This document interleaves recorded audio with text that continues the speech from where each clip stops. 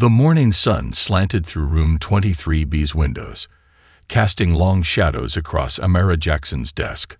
Her grandfather's Lucky Charm bracelet clinked softly as she adjusted her position for the third time in 5 minutes.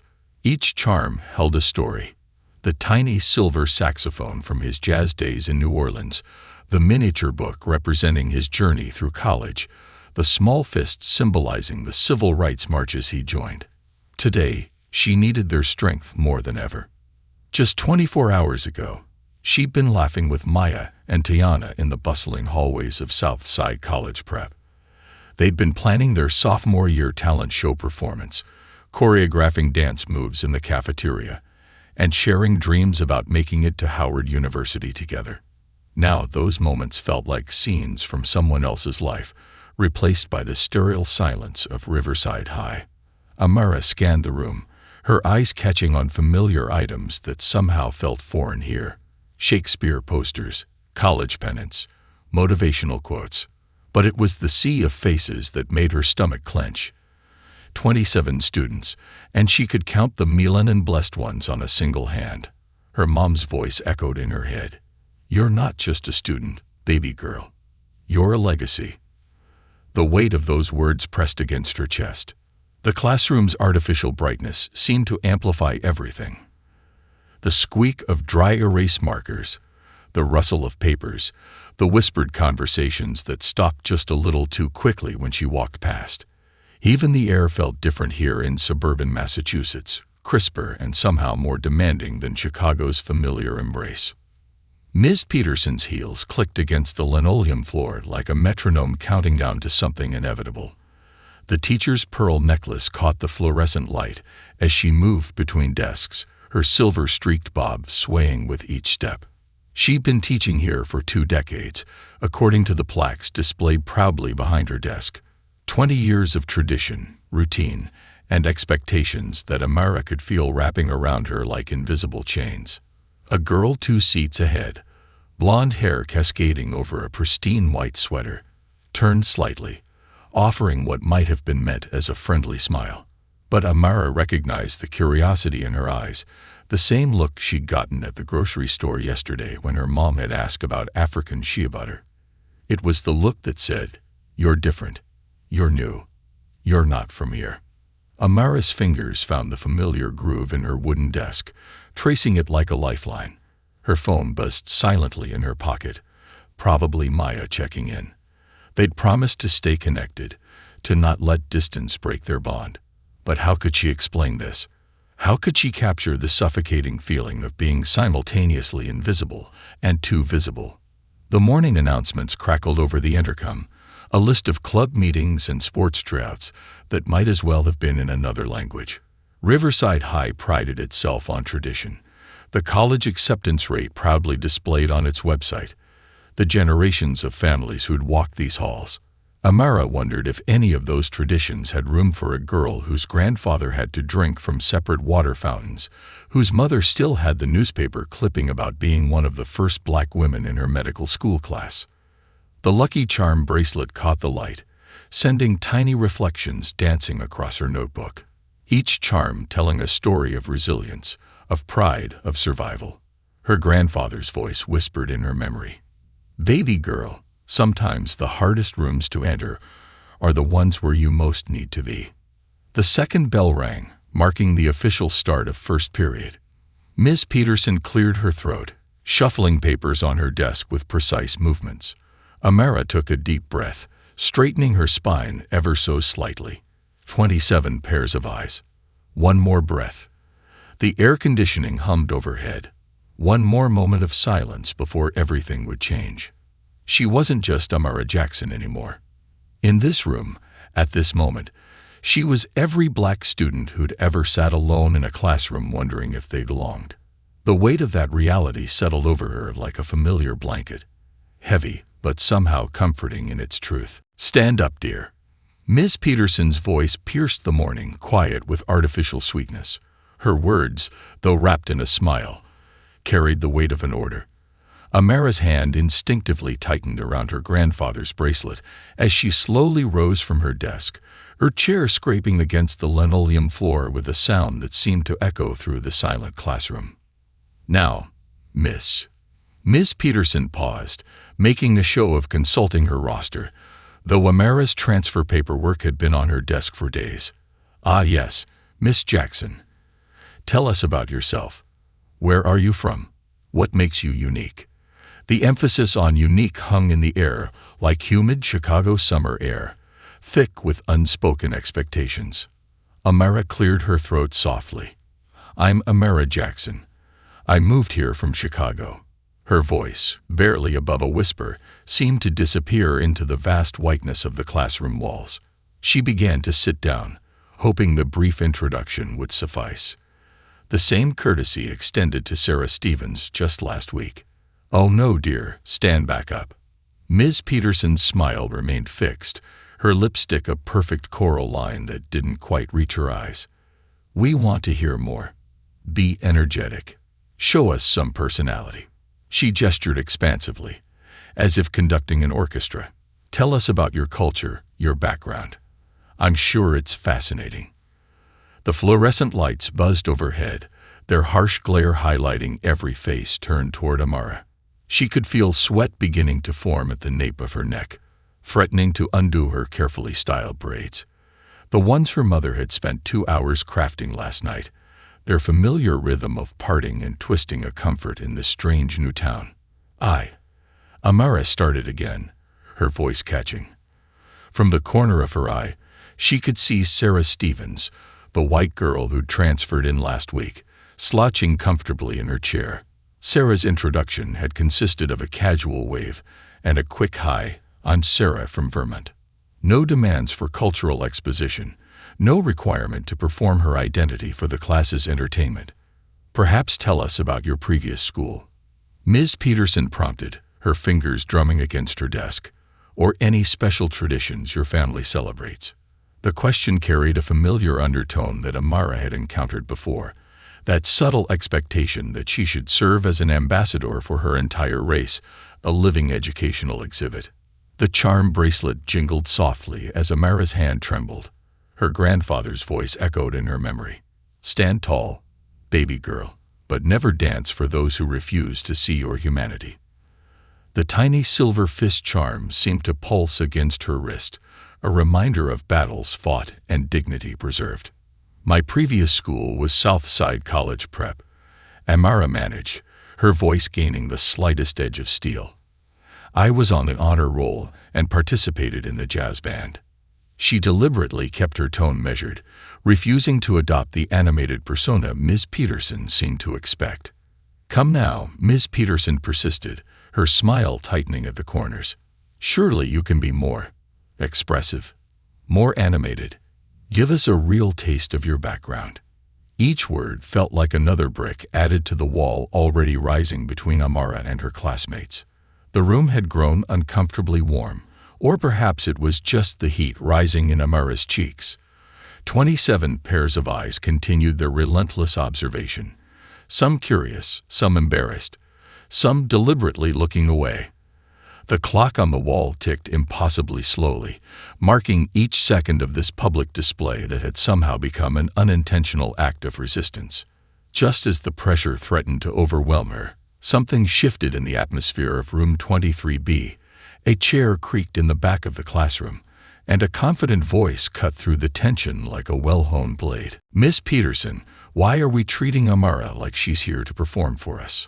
Jasmine Carter's voice rang out clear and strong from the back of the room, each word precisely chosen and delivered with the practiced confidence of a debate team champion.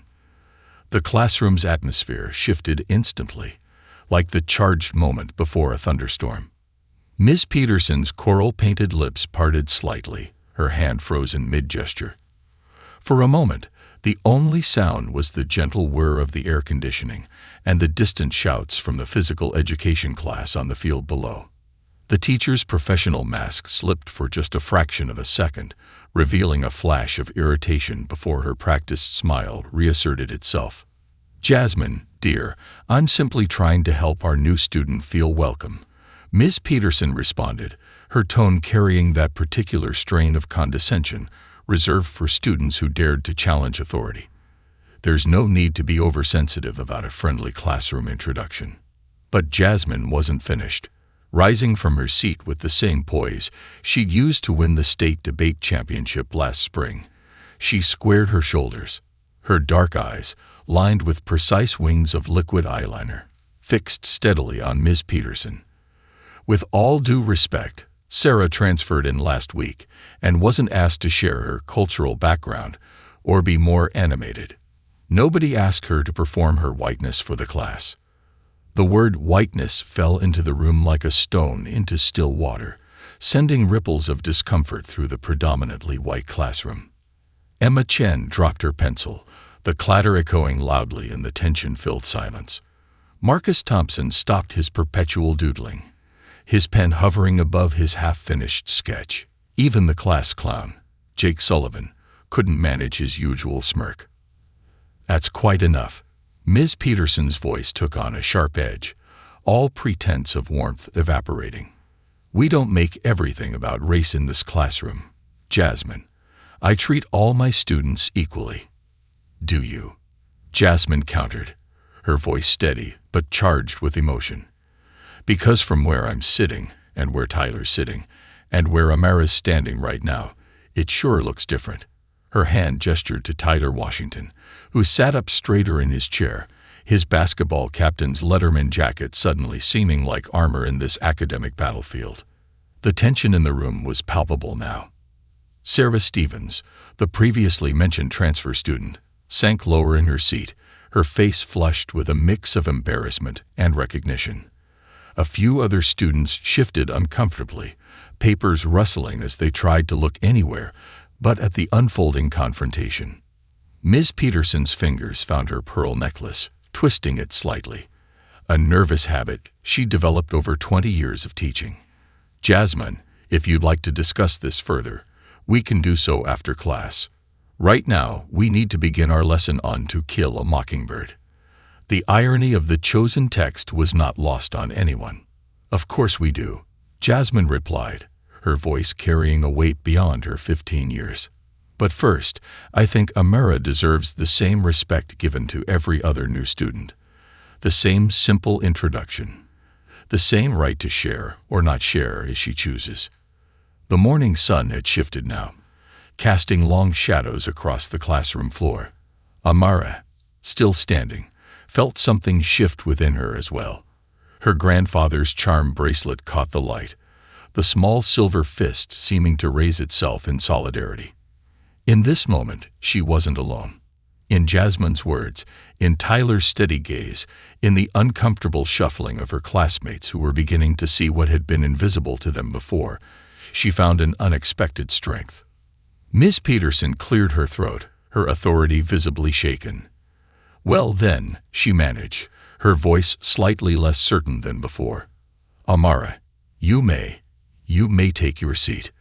The words came out strained, as if they cost her something to say them. But before Amara could sit, another hand raised in the middle of the room. Emma Chen, her straight black hair falling forward as she raised her head, found her voice. "I think," she said softly but clearly, "we all owe Amara an apology." The cafeteria buzzed with its usual lunchtime chaos, but to Amara, it all seemed to move in slow motion. She sat alone at a corner table, her mother's carefully packed lunch, jollof rice and plantains in a thermal container, untouched before her. Her phone screen lit up with another text from Maya back in Chicago. "How's the first day going? Miss you already." Her fingers hovered over the keyboard, unsure how to even begin explaining the morning's events. The screech of chair legs against linoleum made her look up. Jasmine Carter slid into the seat across from her, placing her lunch tray down with casual confidence. The debate champion's dark brown eyes held a mixture of warmth and warrior's pride. Behind her, Tyler Washington pulled up another chair, his 6'2" frame making the standard-issue cafeteria furniture look almost comically small. "That woman's been doing this for years," Jasmine said without preamble, stabbing her fork into what the cafeteria claimed was shepherd's pie, always expecting us to be her little cultural exhibits. "Jasmine, why don't you share your perspective on the Civil War? Like being black makes me a historical consultant."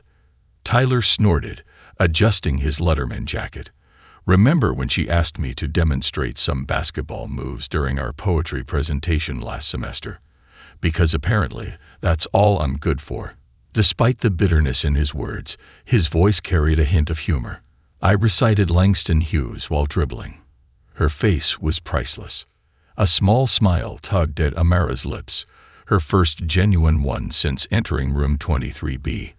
The charm bracelet clinked softly as she finally opened her lunch container, the familiar aroma of her mother's cooking providing a moment of comfort. "That smells amazing," Jasmine commented, leaning forward.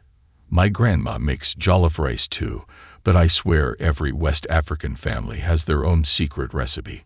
Her words carried no expectation, no demand for cultural performance, just simple recognition and shared understanding. "My mom adds extra ginger," Amara found herself saying, her voice stronger than it had been all morning. She learned from my grandmother in Lavis before. She trailed off as a shadow fell across their table. Emma Chen stood there, clutching her lunch bag like a shield, her straight black hair falling forward to partially hide her face. Can I join you?" The question came out barely above a whisper. I want to apologize, not just for today, but for every time I saw something wrong and stayed quiet. The three black students exchanged glances. It was Tyler who finally nodded, pushing out a chair with his foot. "Actions speak louder than words, Emma, but words are a start." Emma sat, carefully unpacking her lunch, a container of dumplings that steamed in the cool cafeteria air. "I've been in Ms. Peterson's class for 2 years, she said, still not making eye contact. "Every time a new student of color arrives, she does this, makes them perform their identity while the rest of us just get to be students." Her voice grew stronger as she continued. "My brother's on the school board. He's been trying to implement cultural sensitivity training for teachers, but they keep saying there's no budget." Jasmine's eyes lit up with the same spark they held during debate competitions. No budget, or no willingness. She pulled out her phone, quickly pulling up a document. "I've been keeping a record. Every incident, every casual comment, every time she's singled someone out. 3 years' worth. That's why you had those statistics ready," Amara realized, remembering how Jasmine had cited specific examples during her confrontation with Ms. Peterson. "Knowledge is power," Jasmine replied with a slight smirk. "And documentation is ammunition. My brother would definitely want to see that," Emma said, finally looking up. Her face showed determination now, replacing the earlier shame. "And I know at least 3 other students who would back you up. Sarah Stevens feels horrible about this morning. She told me in chemistry she wants to help too." Tyler leaned back in his chair, his athletic frame relaxed, but his eyes serious. "So what's the play here? Because if we're going to do this, we need to do it right. No half measures." The lunch period bell would ring in 20 minutes. In that time, 4 students from vastly different worlds found themselves planning a revolution, not with shouts and protests, but with documentation, testimonies, and a kind of careful strategy that could change systems from within. Amara's grandfather's charm bracelet caught the fluorescent cafeteria lights, the small silver fist raising high. For the first time since leaving Chicago, she felt something like hope. This wasn't just about one teacher or one classroom anymore. This was about making sure no student would ever have to perform their identity for someone else's comfort. Dr. Marcus Jackson's fingers drummed a quiet rhythm on the arm of his chair in the guidance counselor's office, echoing the same jazz beat he played at last night's surgery. His wife, Michelle, sat beside him, her curriculum specialist badge from Boston Public Schools catching the afternoon light. The silence in Mr. Chen's office felt heavy with purpose. "I have to say," Mr. Chen began, adjusting his wire-rimmed glasses, "this is one of the most thoroughly documented cases of classroom bias I've seen in my 15 years as a counselor.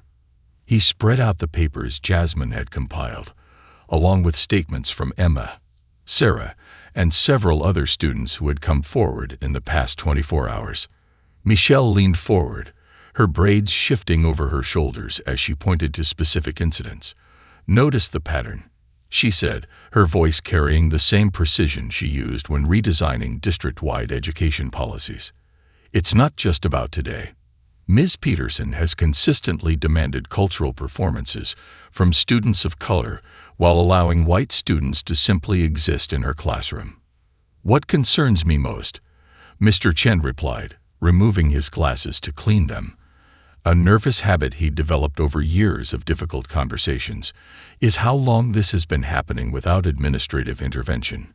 Jasmine Carter's documentation goes back 3 years. Dr. Jackson's hands stilled their drumming. 3 years, he repeated, his deep voice carrying the weight of personal experience. That's 3 years of students being made to feel like exhibits in their own classroom. 3 years of implicit messages about who belongs and who needs to prove their right to be there. The late afternoon sun cast long shadows through the office windows, painting stripes across the degrees and certifications hanging on Mr. Chen's wall. Among them was a recent addition, a certification in cultural competency and educational equity. "I was one of those students once," Mr. Chen admitted quietly, replacing his glasses. "Not here, but in a school just like this one. My teacher made me demonstrate chopstick use during Asian Heritage Month." He paused, meeting Dr. Jackson's steady gaze. "That's why I pushed for this certification, why I've been advocating for mandatory cultural competency training. But change comes slowly in institutions like this." Michelle pulled out her own folder, opening it to reveal a comprehensive curriculum outline. "It doesn't have to," she countered. "I've developed training programs for 3 different school districts. The resources exist. The research supports it. What's lacking is often the will to implement it." A knock at the door interrupted their discussion. Principal Rivera entered, her presence commanding attention despite her small stature. "I've just finished reviewing the statements," she announced without preamble, "including one from Emma Chen's brother on the school board. I believe we need to take immediate action." The room shifted with new energy as Principal Rivera took a seat, her usually immaculate suit showing signs of a long day spent in emergency meetings. "Dr. and Mrs. Jackson, your daughter's experience today was unacceptable. But it's also forced us to confront issues we've been avoiding too long. Avoidance is a privilege some students can't afford," Dr. Jackson responded, his voice carrying decades of both personal and professional wisdom. As one of only 3 black neurosurgeons in his hospital, he understood the weight of representation all too well. Michelle spread her curriculum materials across Mr. Chen's desk. "We're not here to point fingers," she said, though her expression suggested otherwise. "We're here to create change. Real, lasting change that goes beyond sensitivity training videos and diversity workshops." Principal Rivera leaned forward, examining the materials with intense interest. "What you're proposing, it's comprehensive. Teacher training, curriculum overhaul, student advocacy programs. Because Band-Aid solutions won't heal systemic wounds," Michelle finished. She pulled out another document, a letter of support from the State Education Board where she consulted. "We have the backing. We have the resources. Now we need the commitment." Mr. Chen stood suddenly, moving to his office door. "There's someone else who should be part of this conversation." He opened the door to reveal Ms. Peterson, standing nervously in the hallway. Her usual confident posture was absent, replaced by something that looked remarkably like awareness. "Come in, Helen," Principal Rivera called. "We were just discussing the future of education at Riverside High, a future that needs to include all voices, especially those we failed to hear before." The afternoon sun had shifted again, painting the room in shades of amber and shadow. On Dr. Jackson's wrist, a watch face caught the light, a gift from his own father, who had once been barred from the very hospitals where his son now performed life-saving surgeries. Change, he knew, came both in revolutions and in quiet moments like this, where truth finally found its voice. Ms. Peterson's hands trembled slightly as she held the stack of student testimonials. Her perfectly organized desk, usually a symbol of her control, now felt like an island in a storm of uncomfortable truths. The late afternoon sun cast her shadow long across the office floor, a reminder of how far her influence had reached, for better or worse. "I can understand," she whispered, but the slight crack in her voice suggested otherwise. "I've always tried to make my classroom inclusive. I celebrate diversity. I teach to kill a mockingbird every year." The words sounded hollow even to her own ears. Dr. Jackson leaned forward, his surgeon's hands clasped together. "Ms. Peterson, celebrating diversity isn't the same as respecting it. When you asked my daughter to perform her identity for the class, you weren't celebrating her, you were othering her." The term othering hung in the air like smoke. Principal Rivera watched as her veteran teacher's professional facade began to crack. 20 years of teaching certifications and perfect evaluations suddenly felt meaningless in the face of real human impact. "But I never meant." Ms. Peterson started, then stopped as Michelle Jackson opened a laptop, playing a video that Emma Chen had secretly recorded during another introduction incident last semester. On screen, a Filipino student stood awkwardly at the front of room 23B while Ms. Peterson's voice chirped, "Tell us about your exotic customs." The student's discomfort was painful to watch.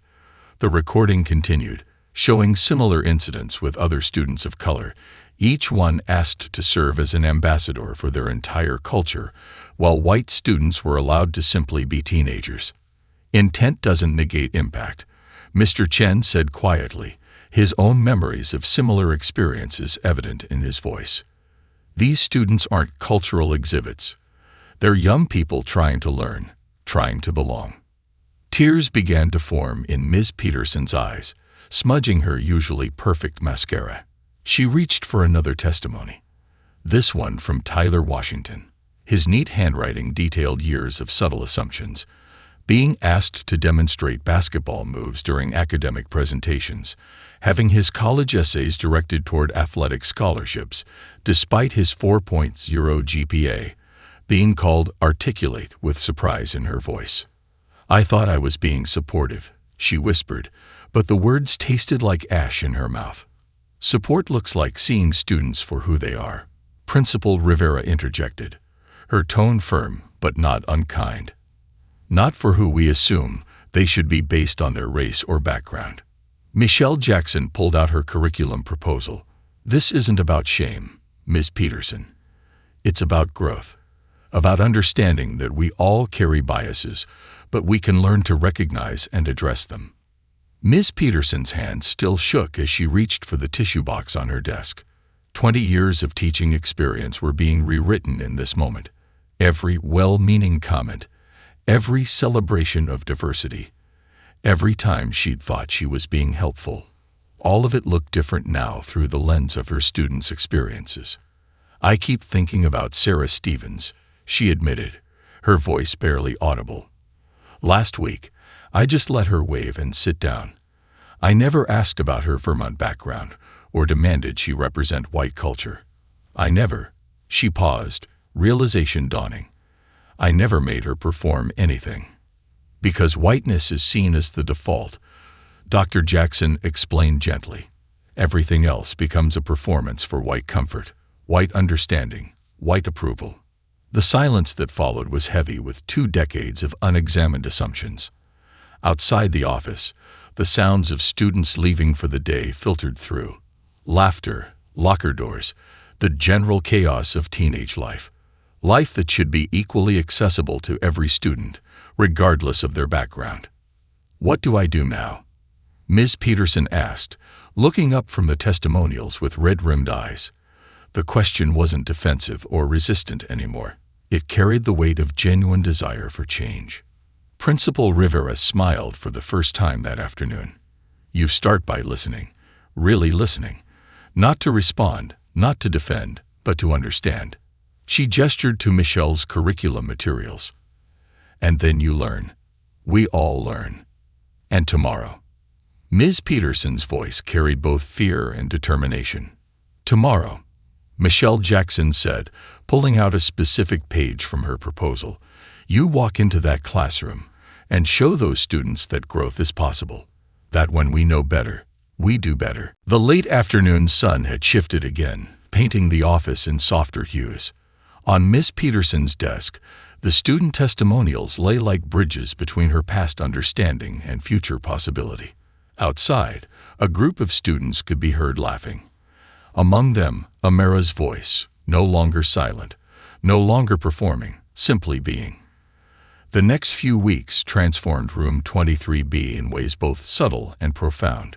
Gone were the generic motivational posters, replaced by student-curated artwork that reflected the diverse voices of literature through the ages.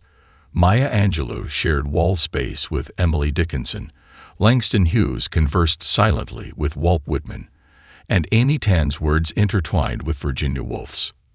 Miss Peterson stood at the front of the classroom.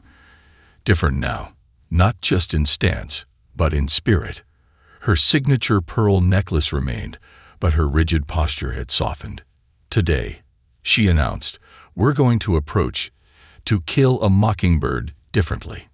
She glanced at Amara, not with expectation but with genuine openness. We're going to discuss whose voices are centered in this narrative, and whose are marginalized. Amara felt the weight of her grandfather's charm bracelet as she raised her hand, not with hesitation now, but with purpose.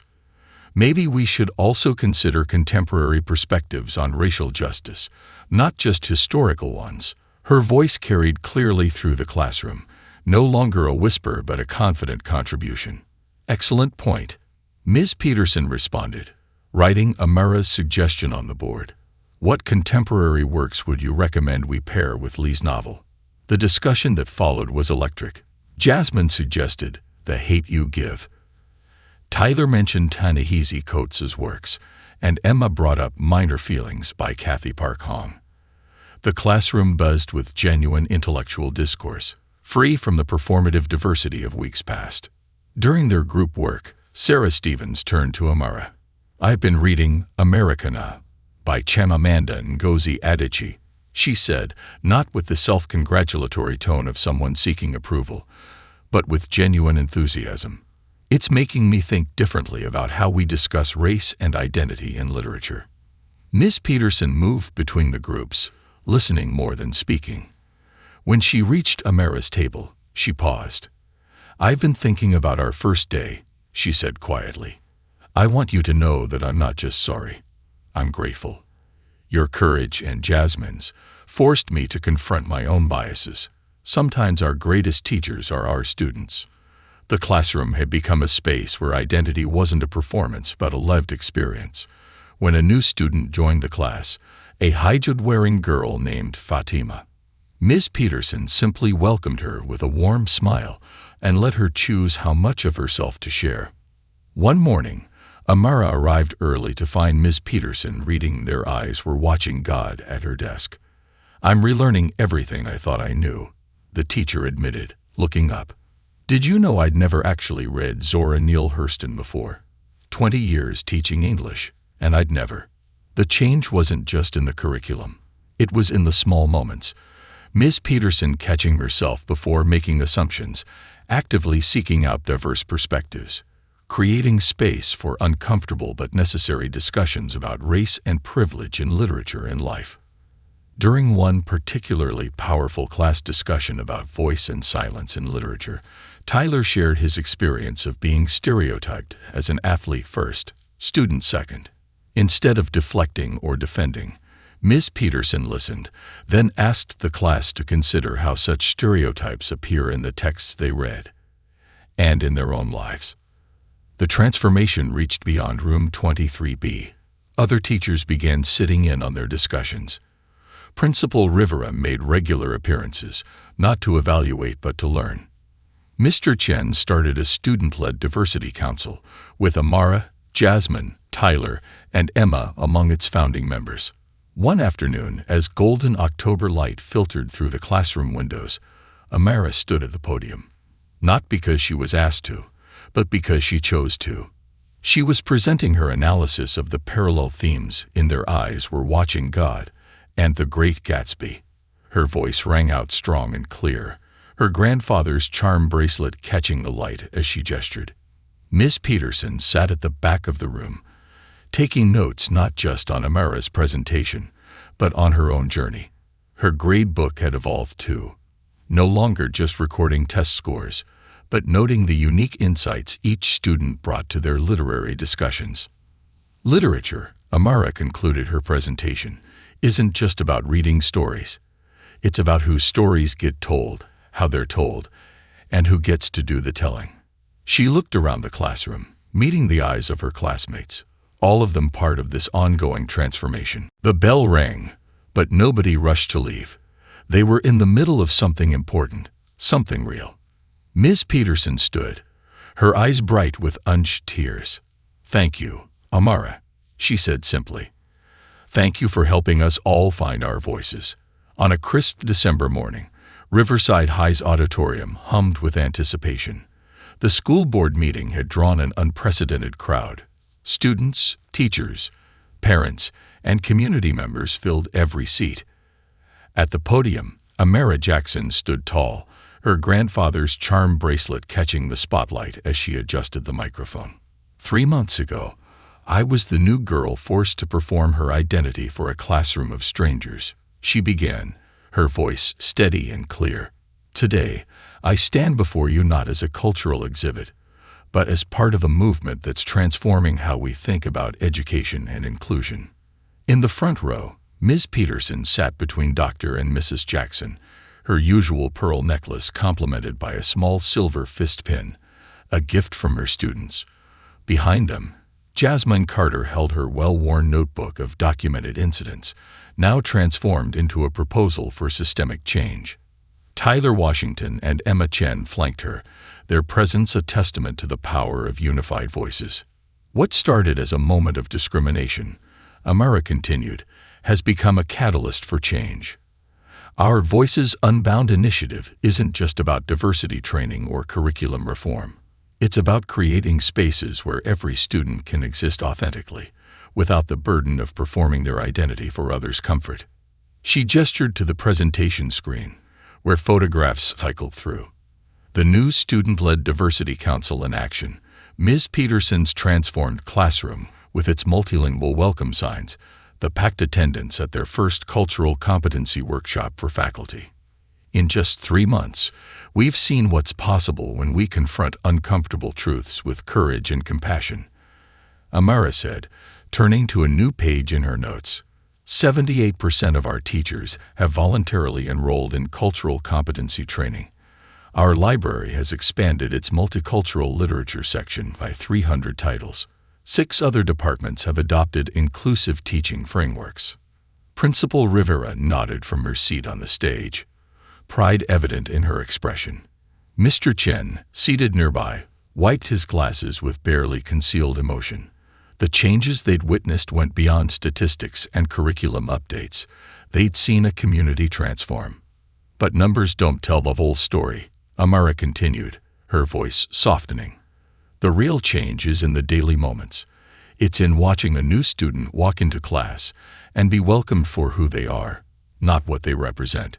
It's in hearing discussions where diverse perspectives aren't just tolerated, but actively sought out. It's in seeing teachers like Ms. Peterson not just acknowledge their biases, but work actively to address them. Ms. Peterson dabbed at her eyes with a tissue as several students around her nodded in agreement. Her journey from unconscious bias to active advocacy had become a powerful example of what education could truly be. My grandfather, Amara touched her charm bracelet, each charm now carrying new meaning, always said that change happens in 2 ways, through revolution and through revelation. At Riverside High, we've experienced both. The revolution came from students brave enough to speak up. The revelation came from educators brave enough to listen. She unveiled their final proposal, a comprehensive plan for implementing these changes district-wide. Emma's brother on the school board sat up straighter, already taking notes. Sarah Stevens, now an active member of the Diversity Council, gave a thumbs up from her seat. "This isn't the end of our story," Amara concluded, her voice carrying to every corner of the auditorium. "It's just the beginning. Because every student who walks through these doors deserves what I finally found here. Not just a seat in the classroom, but a voice in the conversation." The applause that followed wasn't just polite. It was thunderous, a standing ovation that spoke of real change and renewed commitment. As Amara returned to her seat, she passed the new student, Fatima, who would never have to perform her identity to belong. She caught sight of Tyler, now being recruited by colleges for both basketball and academic achievement, his full self finally seen and celebrated. Later, as the board unanimously approved their proposal, Ms. Peterson approached Amara with tears in her eyes. "You know," she said softly, "I've been teaching for 20 years, but I never truly understood education until now. It's not just about what we teach. It's about how we see each other, how we make space for every voice." Amara smiled, touching her grandfather's charm bracelet one last time. The small silver fist caught the light, no longer a symbol of resistance but of triumph. In room 23B and beyond, the performance was over. In its place was something far more powerful: authenticity, understanding, and the quiet revolution of being exactly who you are.